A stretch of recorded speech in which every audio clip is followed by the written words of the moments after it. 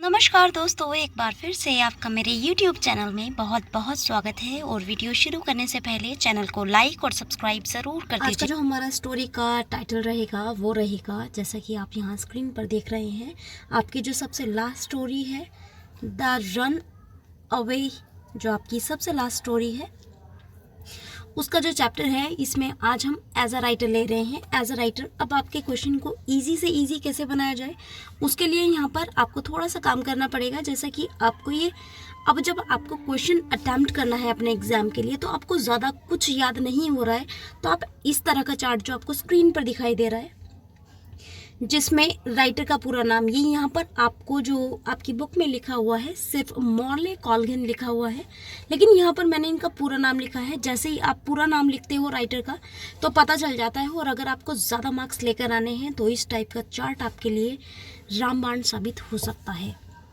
तो अगर आपको ज़्यादा मार्क्स के लिए वर्क करना है तो आपको सबसे पहले अपना क्वेश्चन शुरुआत करने से पहले ही, और आपको पहले बता दूं कि आपका लॉन्ग क्वेश्चंस की यूनिट, आपकी यूनिट 3 से ये चैप्टर को मैंने वीडियो बनाया है।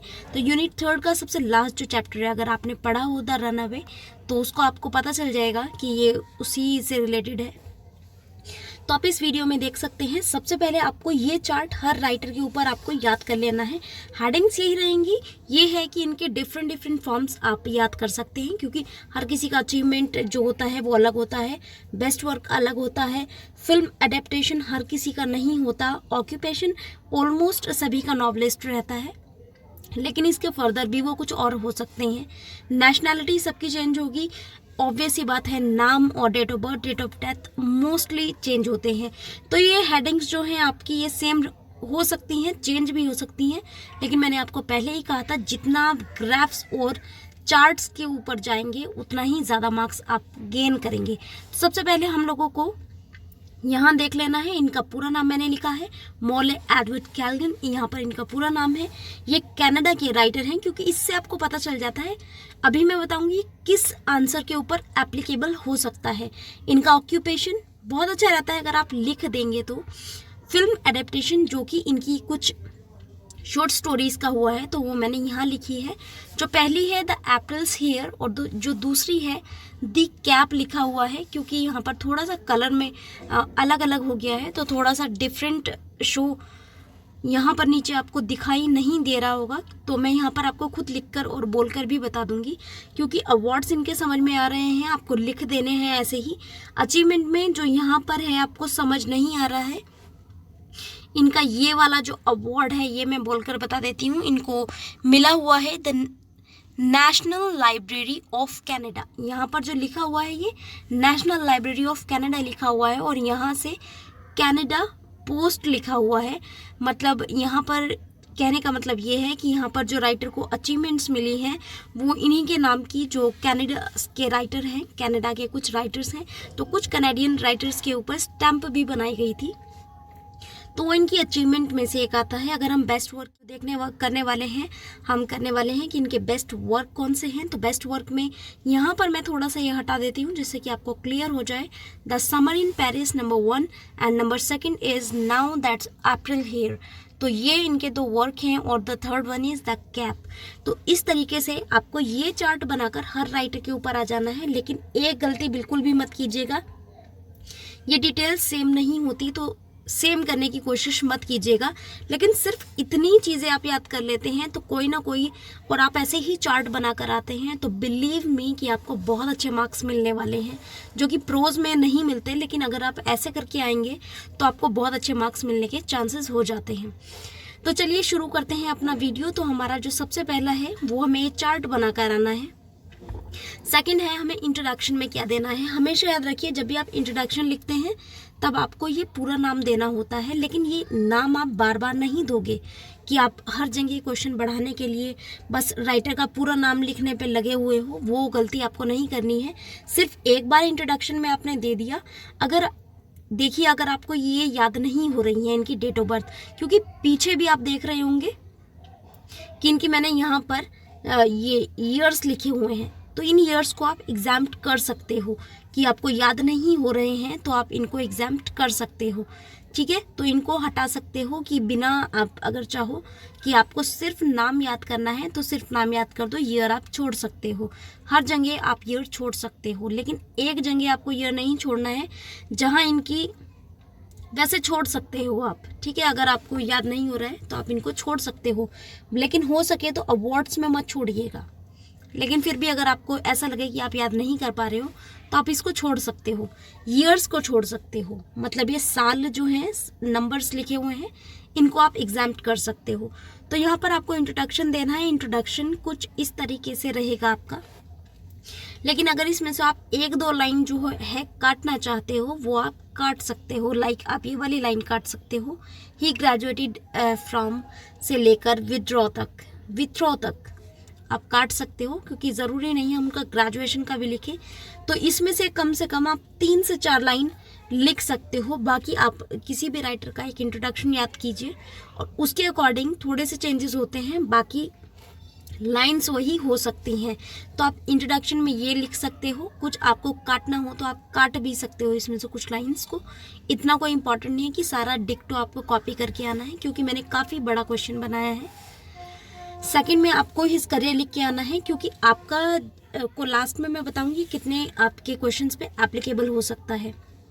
हिज करियर में ज़रूरी नहीं कि आप ये सारी लाइंस लिख कर आओ, इसमें से आप कुछ लाइंस काट सकते हो जिसमें ईयर्स दिए हुए हैं, ये ईयर्स काट सकते हो। ज़रूरी नहीं है कि आपको ये भी लिख कर आने हों।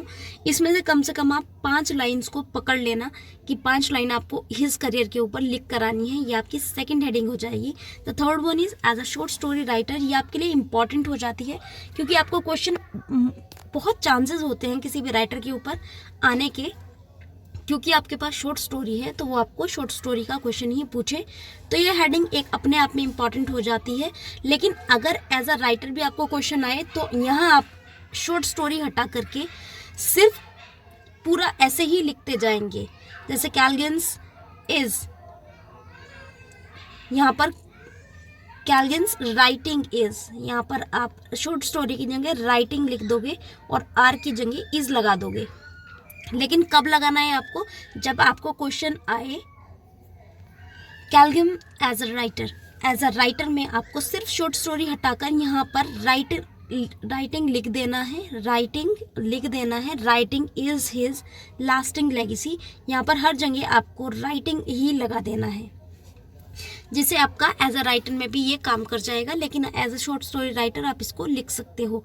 एक दो लाइन्स इसमें भी आप हटाना चाहो तो हटा सकते हो, क्योंकि इसमें कुछ वर्ड्स हो सकते हैं आपके लिए काफ़ी ज़्यादा नए और भारी हो, तो उसमें से आप सिंपल वर्ड्स का इस्तेमाल कर सकते हो। एज अ राइटर में अगर आपको वो याद नहीं हो रहा है तो इन दोनों में से कोई एक चीज़ आप कर सकते हो। इसमें 2 हेडिंग बन सकती हैं, या फिर तो आप ये लिख सकते हो his reputation as a writer, या फिर आप इस हेडिंग को ऐसे भी कन्वर्ट कर सकते हो एज अ राइटर। तो दोनों में से कोई भी हेडिंग आप लिख सकते हो और इसमें से आप कुछ लाइंस को हटा भी सकते हो। ज़रूरी नहीं आप डिक्टो लिखें, लेकिन लिखना चाहें तो आप लिख सकते हैं। ये इंपॉर्टेंट हो जाती है अगर आप इसको लिखते हैं और आपको कोई भी क्वेश्चन आ जाता है एज अ राइटर पे, तो एज अ राइटर पे ये आपका क्वेश्चन जाएगा कि आप अगर एज अ राइटर लिखते हैं तो इसमें इंट्रोडक्शन आपका आ जाता है। सबसे पहले तो वो चार्ट हम लोगों का चला जाएगा, इंट्रोडक्शन जाएगा आपका। सेकंड पे जैसे मैंने बताया था कि हिज करियर, हिज अचीवमेंट आप लिख सकते हो, लेकिन आप इनको भी ऐड कर सकते हो। हिज थीम्स, सेटिंग्स, ये हेडिंग्स आपकी जा सकती हैं और आपका क्वेश्चन जो है वो और इफेक्टिव बना सकती हैं। तो इसमें से आपको 3 से 4 लाइंस को ले लेना है और अपनी एक हेडिंग को लिख आना है, क्योंकि एज अ राइटर वो कौन सी थीम्स चूज करते थे।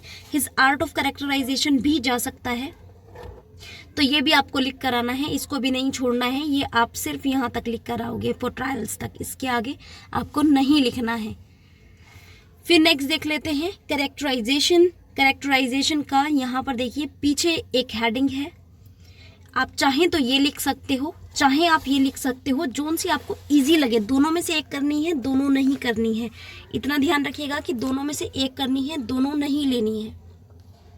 नेक्स्ट देख लेते हैं, ये जो हेडिंग है ये टोटली ऑप्शनल है। अगर आप लिखना चाहें तो लिखें, किसी भी उसमें एज अ राइटर के ऊपर उनके ऊपर कोई भी क्वेश्चन आए तो आप लिखना चाहें तो लिख सकते हैं, वरना ये इतनी इम्पॉर्टेंट नहीं है। लेकिन अगर आपके क्वेश्चन में कुछ ऐसे शब्द मिल जाए तब आप इस हेडिंग को ले सकते हैं, लेकिन इतनी ज़्यादा ज़रूरी नहीं है, तो आप इसे काट सकते हो, ना भी याद करो तो चलेगा।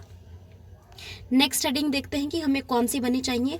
ये इंपॉर्टेंट हेडिंग है, ये आप किसी भी क्वेश्चन के आंसर में, लेकिन कोई भी क्वेश्चन अगर अबाउट द राइटर हो तो उनका स्टाइल आपको बताना ही बताना है, तो ये इम्पॉर्टेंट हेडिंग हो जाती है। इसमें से कम 4 लाइन आपको याद कर लेनी है और उनको लिख आना है।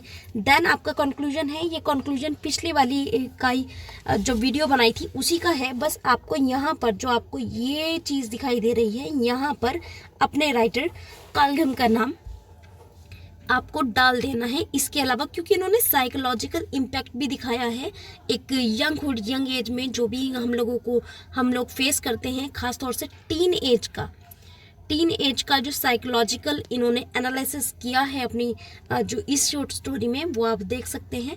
तो अगर आपने पढ़ी होगी तो आपको समझ में आ जाएगा। और यहाँ तक ये हमारी कंक्लूजन तक ये हमारा एक क्वेश्चन और बन जाता है।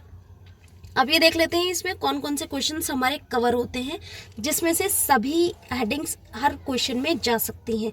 तो सबसे पहला क्वेश्चन, अगर यहाँ पर राइटर नोट ऑन मॉर्ले के ऊपर लिखने के लिए आपको कोई भी नोट आ जाता है, एज अ राइटर आपसे पूछा जाता है, as a short story writer पूछा जाता है, एज अ नॉवलिस्ट पूछा जाता है, आप मतलब इसी आंसर को दे सकते हैं।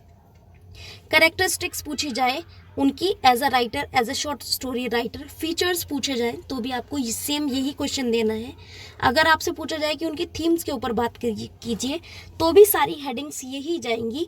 अगर आपसे आ जाता है आर्ट ऑफ कैरेक्टराइजेशन, यहाँ पर आर्ट ऑफ कैरेक्टराइजेशन है, आर्ट्स नहीं होगा, आर्ट ऑफ कैरेक्टराइजेशन आ जाता है तो भी आपकी सेम हेडिंग्स जाएंगी। उसमें से आप थीम की हेडिंग हटा सकते हो अगर कैरेक्टराइजेशन आया है आपको। और स्टाइल की जो हेडिंग है वो सभी क्वेश्चन के साथ एप्लीकेबल है। तो इतने क्वेश्चन, जो 6 क्वेश्चन आपको स्क्रीन पर दिखाई दे रहे हैं, इसके अलावा भी अगर कोई भी क्वेश्चन आपको राइटर के ऊपर आ जाता है इस चैप्टर से, तो सेम आपकी यही हेडिंग जाएंगी, आंख बंद करके आपको यही लिखाना है।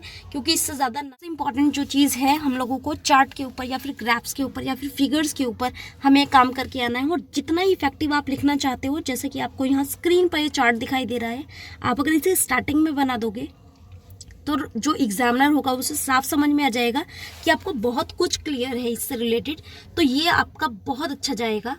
और आपकी जो हेडिंग होगी, अगर आप इन्हें थोड़ा सा सजा के, ऐसे क्लाउड्स में सजा के अगर आप लिख कर आएंगे, थोड़ा सा बोल्ड लिख कर आएंगे और थोड़ा सा राइटिंग के ऊपर थोड़ा सा ध्यान देंगे, तो जाहिर बात है आपको बहुत अच्छे मार्क्स मिलेंगे। और जितने क्वेश्चन थे आज यहाँ पर आप देख रहे हैं कि ये सारे हमारे इस वीडियो ने कवर कर लिए हैं। तो इतने सारे क्वेश्चंस का सिर्फ एक ही आंसर है।